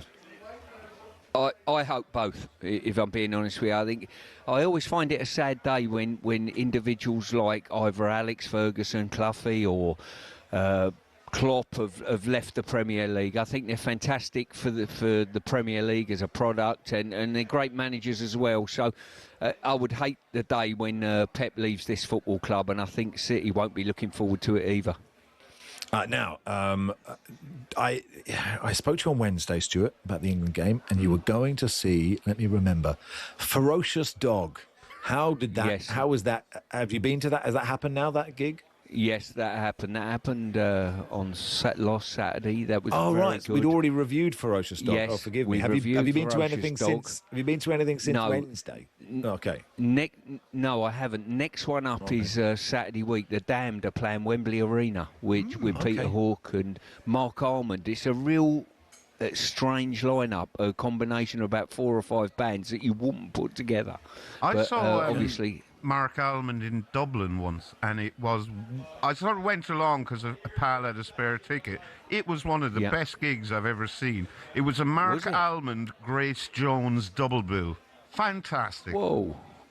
Well, I'll tell you what, I've got the early kick-off Saturday week, next Saturday at Arsenal, so I'll try and get over there for all the support. I like Peter Hawke, who plays all sort of Joy Division stuff, New Order, obviously. But the Damned is their 50th anniversary, I think, so that's what this is in aid of.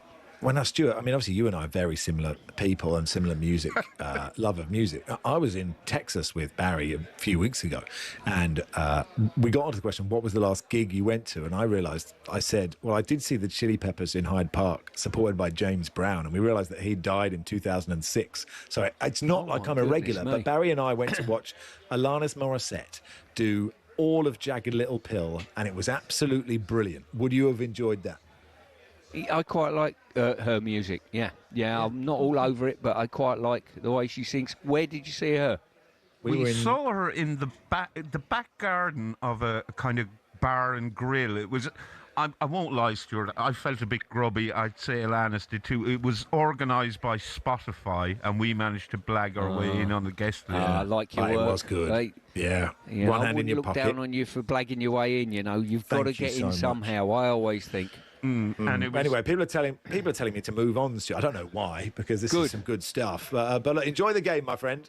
Lovely. Yeah, have a good weekend. Happy Easter to the pair of you. And you, Stuart. Thank you so much, Stuart Pearce there. What a man he is. And he's co-coms on City versus Liverpool after us. You can enjoy complete coverage of the Randox Grand National Festival from Aintree on Racing TV, the only channel showing every race live. Don't miss a second of the action at Aintree and join Racing TV with a 60% saving now. Head to racingtv.co.uk/talksport. The offer ends Sunday, the 12th of April. And to celebrate, Racing TV are giving away 4 tickets to the Bet365 Jump Finale at Sandown Park and a 1-year subscription to the channel. Go to talksport.com/win to enter. 18+.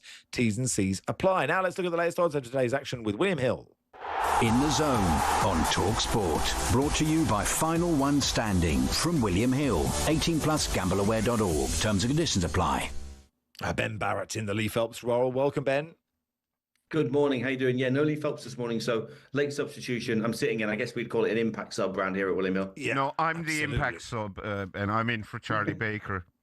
Yeah, well, no, you're both impact subs, but frankly, you're both very good at what you do. That's what we need. The depth of this squad, of the warm-up squad, is sensational. FA Cup quarterfinals, and 3 of them today. How do you see them?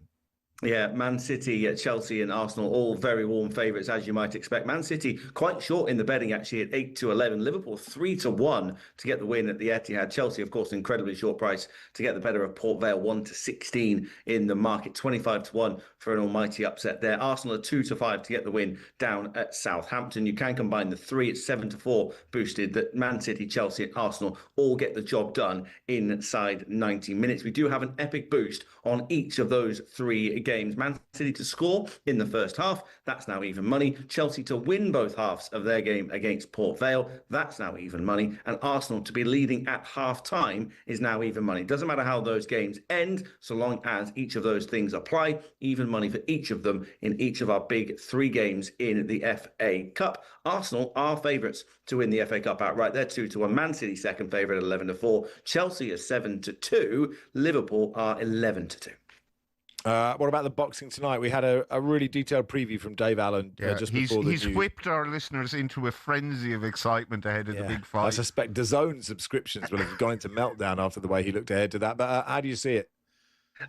We see Derek Chisora as quite warm favourite here. He's 8-13 in the betting. Deontay Wilder is 6-4 in the betting. talkSPORT and William Hill, we both share the awesome Gareth A. Davis as an ambassador amongst our boxing channels. He is going for Derek Chisora to win the bout in round 7-12, anywhere in the second half of the contest. We've made that our big price boost for the fight tonight. That is at 4-1. If you do think you want to go for Wilder as a result, you can go for Wilder to win by decision or technical decision. That's boosted out to 8-1 by Gareth A. Davis. He's going for Chisora to get it done.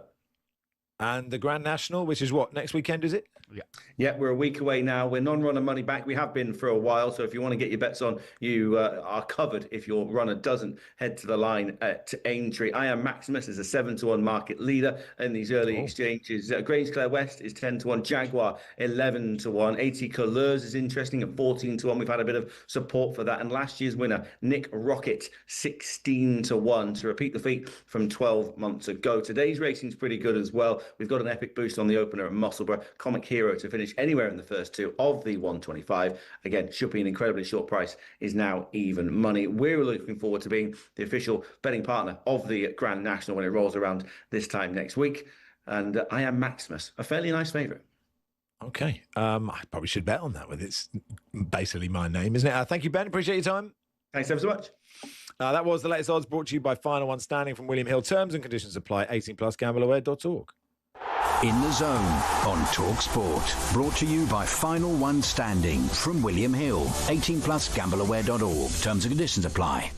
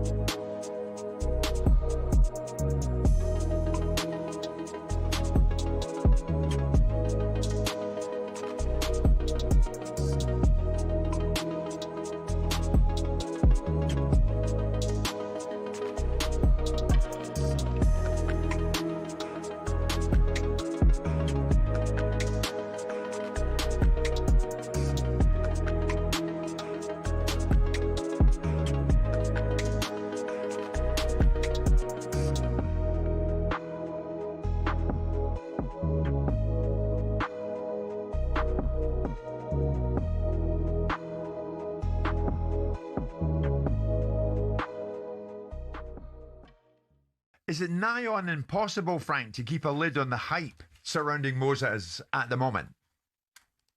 No, it's not. And the Zone had a massive rating for the fight. I think it's their highest rating this year for it, so I'm told.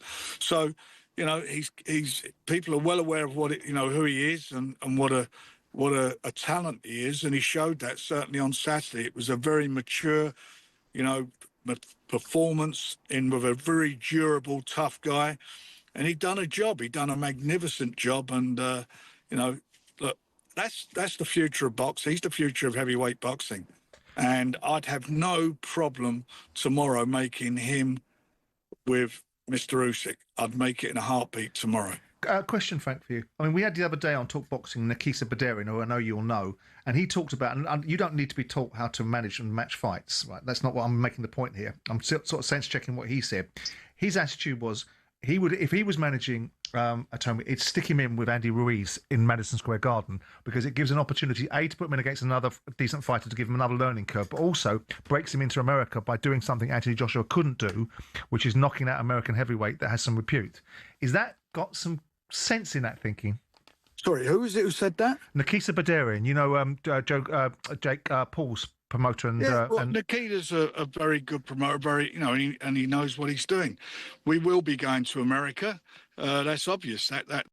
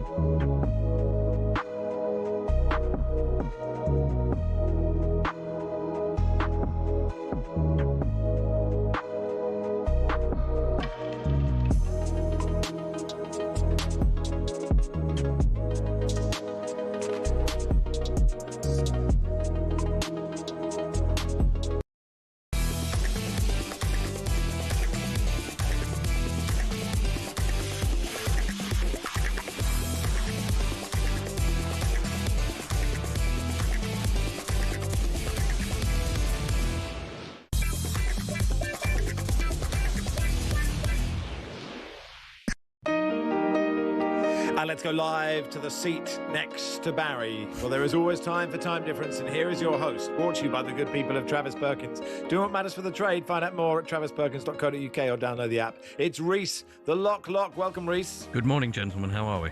Very well, thank you, Reese. Yeah, good. Thanks. We are going to look back on some goals from this week's TalkSPORT coverage, and joining me doing the important job is Jeff Peters. Good morning, chaps. Keeping score. Max against Barry. Let's get it on. There's always time. Okay, let's play. I think it's important to point out this is the first time I've ever played this game. Wow, okay. It's my debut. I'm not expecting to do well, but let's see you what never happens. know. You could be a natural. Unlike the footballer game, you actually have to posit an answer, I would say. That's you have to make a noise at some point during it. Right. Our first goal comes from Tuesday night's live TalkSPORT coverage of England against Japan in an international friendly. But can you tell me what minute Kaoru Mitoma won the game for Japan? We'll start with Barry. Didn't see all of this game. I will say... I can't even remember which half he scored in. I will say the 57th minute. Over to you, Max. Okay. Well, it was in the first half. I know that for sure, but I'm not sure. I go 28. Let's hear how it sounded. Nakamura inside the penalty area. He's gone square to his right-hand side. And he's side-footed in by Kaoru Mitoma. It was the 23rd minute. Oh, okay. It's not a strong start, Barry. No, it isn't. It's Max 5, Barry 34. Okay. If you could approach it with more enthusiasm than Dave Allen had for Chisora Wilder, that would be... I think I already have. I think you're right. Okay. Reese, what's happening next? Our second goal comes from yesterday's live talkSPORT coverage of Middlesbrough against Millwall. But can you tell me what minute did Josh Coburn score his second to send the Mighty Lions second? Over to you, Max. Ooh. Can't remember. I think it was about 70. I think it was later than that. 87. Let's hear how it sounded. He's already scored once for Millwall against his former side. He's scored twice for Millwall against his former side into the bottom corner. What's the result? 86 Good minutes. comms. 86. Oh, well done.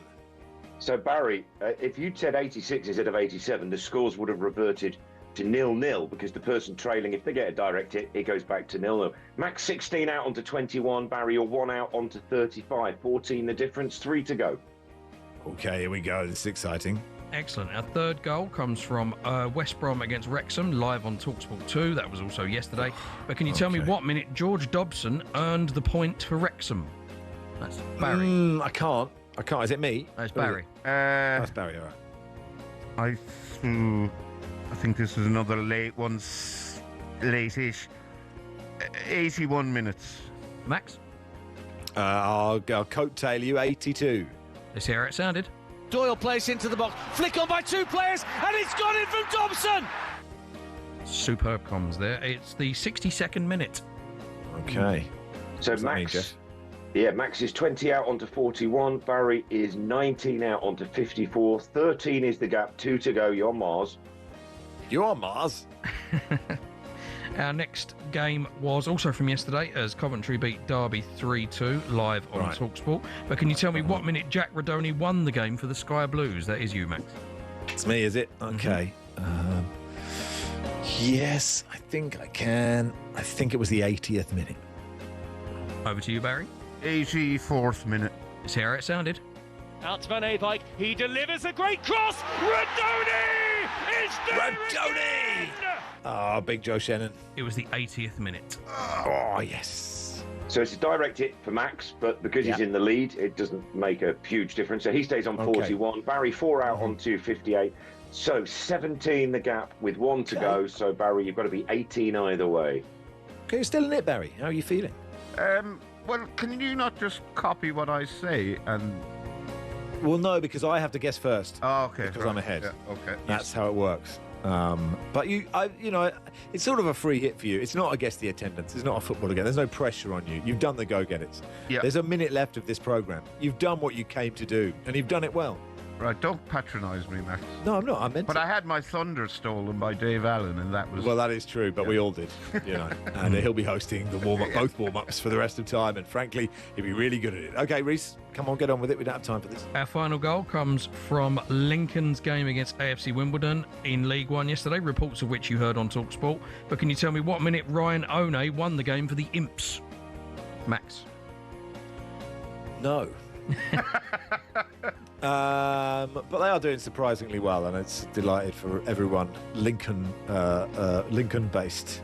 I'll go the 65th minute. Over to you, Barry. I will go the 83rd minute. Let's hear how it sounded. Lincoln 1, Wimbledon 0. Ryan One on from the bench. The on-loan striker from Sheffield United is the goal scorer. It was the 88th minute. Oh, he's won. Win. Yes. Barry wins. Yeah. Final scores. Max 64. Brilliant stuff. Barry 63. Barry wins times difference. There you go. Well done, Barry. Ryan One, the son of Cambridge legend Armand One. If anyone cares, but I do. Love you, Armand. Well done, Barry. Well played. Thank you, Reese. Thank you, Jeff. Me and Barry back tomorrow, midday till 3, a late warm-up. But game day is next, live from the Etihad.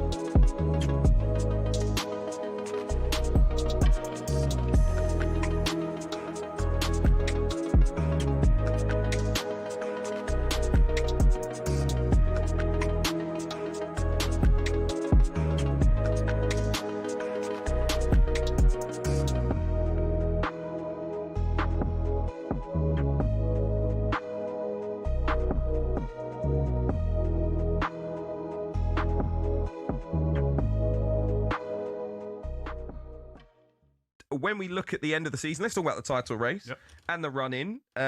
Manchester City and Arsenal going head-to-head. Arsenal, obviously, in the prime seat right now. They've got Bournemouth at home, City away, Newcastle and Fulham at home, a trip to West Ham before they host Burnley and have Palace on the final day. One extra game to be played by Manchester City. They're away at Chelsea. This isn't this weekend, of course. They're both playing in the FA Cup, but when the Premier League does return, Manchester City will be away at Chelsea. They'll host Arsenal. They're away at Burnley and Everton. They're at home to Brentford, away at Bournemouth, and then 2 home games to end the season